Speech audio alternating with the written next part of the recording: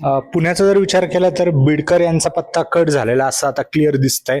जे सगळ्यात मोठे दावेदार होते हे सोडता आता महिलाला ती जागा गेलेली आहे. तुम्हाला काय वाटतं कोण महापौर होऊ शकते? निवडणुकीचा निकाल लागल्यानंतर आपण त्यावेळी ही चर्चा केली होती की महापौर नेमका कोण होऊ शकतं. तर त्यामध्ये आपण बिडकर, धीरज घाटे यांची नावं घेतली होती. पण आता सर्वसाधारण महिला राखीव पडल्यामुळे त्यावेळी आपण ती चर्चा केली होती. पण आता ते महिलाच महापौर होणार आहे फिक्स झाल्यामुळे आपण काही 4-5 नावं आघाडीवर आहेत सध्या. त्यामध्ये एक पहिलं नाव म्हणजे रंजना टिळेकर आहे, दुसरं नाव मंजुषा नागपुरे, तिसरं मानसी देशपांडे आणि चौथं जे आहे ते रोहिणी चिमटे. ही 4 नावं सध्या आघाडीवर आहेत. त्यामध्ये मी सर्वाधिक प्राधान्य म्हणजे कोण होऊ शकतं, त्याला सर्वाधिक पसंती मिळू शकते तर ते आहेत टिळेकर. टिळेकर यांचे पुत्र आहेत योगेश टिळेकर, हे आमदार आहेत भाजपचे आणि मागील अनेक आणि टिळेकरांची 6वी टर्म आहे. रंजना टिळेकरांची ही 6वी टर्म आहे. त्यामुळे त्यांचं नाव सध्या जास्त आघाडीवर, एक ओबीसी चेहरा म्हणूनही त्यांच्याकडे पाहिलं जाऊ शकतं. कारण मागच्या टर्म मध्ये खुला सर्वसाधारण खुला असा वर्ग होता आणि त्याच्यामध्ये मुक्ता टिळक या ब्राह्मण समाजातील म्हणून चेहरा म्हणून महापौर झाल्या होत्या. त्यानंतर मुरलीधर मोहोळ जे आता केंद्रीय मंत्री आहेत ते महापौर झाले होते, ते मराठा समाजातून महापौर झाले. त्यामुळे या ब्राह्मण आणि मराठा समाजाला आत्ता संधी मिळेल अशी साशंकता आहे, मिळेलच असं वाटत नाही. त्यामुळे सध्या ओबीसी चेहऱ्याला भाजपकडून प्राधान्य दिलं जाऊ शकतं. त्यामध्ये टिळेकर या आघाडीवर आहेत.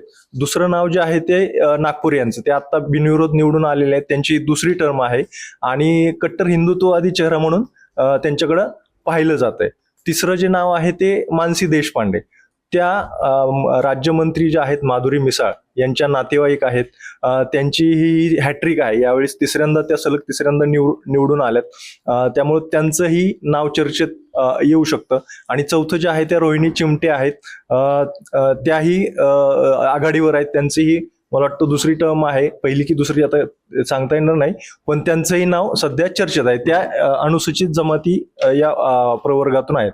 तर ही 4 नावं सध्या चर्चेत आहेत पुण्यामध्ये. आणि यानंतर बिडकरांचं कसं मग काय होणार? स्थायी समिती मिळणार? बिडकर हे भाजपमधील पुण्यातील ज्येष्ठ नगरसेवक आहेत. मागच्या निवडणुकीमध्ये त्यांचा पराभव झाला होता. रवींद्र दंगेकरांनी त्यांचा काही थोड्या मतांनी पराभव केला होता, पण त्यांना स्वीकृत नगरसेवक म्हणून त्यावेळी घेतलं होतं. यावेळी आता त्यांना महापौर पदाच्या रेसमध्ये ते आघाडीवर होते, पण आता महिलांसाठी राखीव आरक्षण पडल्यामुळे त्यांची संधी हुकली आहे. त्यामुळे त्यांना कदाचित स्थायी समितीचे अध्यक्षपद दिलं जाऊ शकतं. कुठल्याही महापालिकेमध्ये स्थायी समितीचं अध्यक्षपद म्हणजे सर्व आर्थिक नाड्या त्या स्थायी समितीच्या हातात असतात. ते स्थायी समितीचं अध्यक्षपद मिळालं म्हणजे सर्व जे निर्णय होतात, आर्थिक महत्वाचे निर्णय त्या स्थायी समितीमध्ये होतात. त्याच्यानंतर त्यावर सर्वसाधारण जिथं नगरसेवकांची बैठक होते त्या बैठकीवर निर्णय घेतले जातात. आत्ताचे जे कसब्याचे आमदार आहेत हेमंत रासने, तेही 2-3 वेळा मला वाटतं स्थायी समितीचे अध्यक्ष होते, त्याच्यानंतर ते आमदार झाले. त्यामुळे कदाचित बिडकरांना स्थायी समितीचे अध्यक्षपद दिलं जाऊ शकतं.